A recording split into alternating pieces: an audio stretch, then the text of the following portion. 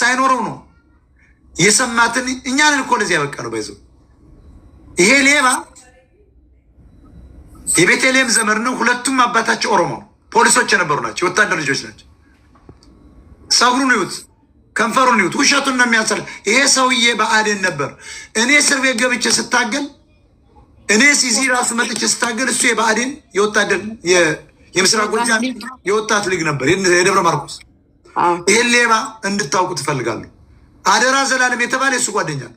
ሁለቱም የዘመነ ካሴ ናቸው፣ አብረው ነው የሚሰሩት። አደራ ዘላለም ባዶ እግር አይታቸዋል። የአማራ ምሁራንን ሬዲዮ እናምጣለን ለዚህ ህዝብ ብለው ለዚህ ሁሉ ልቅት ያመጣው እሱ ነው። መጥቶ ቀስቅሶ ህዝቡን የዚያኔ እኛን ስለሚጠላ ሰው ስላልገባው አላዋጣም ብሎ ሚዲያውን አቁመው 1888 የሚል ከፍተናል አሉ። ፋኖ ስንል ፋኖ 1888 ብለው መጡ። ምናምን ሚዲያ ብለው መጡ። ሚኒልክ ያልኩ ሚኒልክ ወሰዱ። አሳምነው ጋሻ ሚዲያ ብለው መጡ። አንዱ ሚዲያ ይችል ጋጋም ቅዳሜ ገበያ የምትባል ቤተልሔም ዳኛቸው ውሽሞቿ የሚሰጧትን ንግግር ይዛ የምትወጣ አምባሬ ጭቃ ፊቷን ቀብታ የምትወጣ ወዳቂያለች። እሷ ራሱ መጣ ሊበላ ነው ወይ እሺ ካለ ብለን ተው ነው። ሬዲዮ 2 ጊዜ እየተላለፈ ነው። የለም ማረግ በዛብህ የተባለ ሌባ አብረው ሰብስበው ጠፉ። ይሄው የዛሬ እልቂት ሚዲያው ስላልኖረ ሁሉም የምታዩት የዘራፊ ሚዲያ ስለሆነ ከኤቢሲ ኒውስ ጀምሮ አማራ ትክክለኛ ሚዲያ እንደ ኢሳት አይነት ስላልፈጠረ ኢሳትን መዝረፊያ ነው። የአማራን ትግል በጥሶ የጠፋ ነው። ኤኤምኤስ ተብሎ ደግሞ በቅርንጫፍ አሁን ደግሞ ኢትዮጵያ እያለ ከአማራ ሀብታሞች ጋር እየተሞዳሞደ ቀጥሏል። ይሄንን ያደረጉብን ናቸው እነዚህ።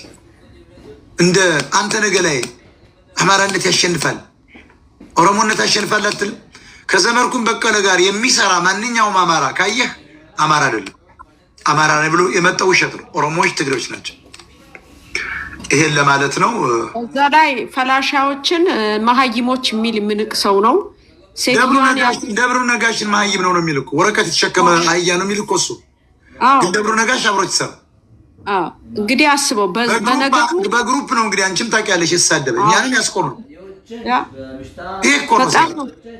በጣም ነው ሰው የሚንቀው የበታችነት ችግር ስላለበት እና የሚገርመ አሁን የፈላሻዋን ሴት እንግዲህ ፈላሻ ብሎ የሚያዋርዳት እና ያገባት ለወረቀት ብሎ ፈላሻ እኮ ፈለሰ ማለት ነው። ስድብም አይደለም ባይዘው እሱ ግን እንደ ስድብ መሀይም ከብት ጠባቂ የጎንደር ከብት ጠባቂ ነው የሚለው መሀይሞች ናቸው ነው የሚልኩ። ይሄንን ሰው ነው እንግዲህ እስራኤል ውስጥ ቁጭ አደረጉት።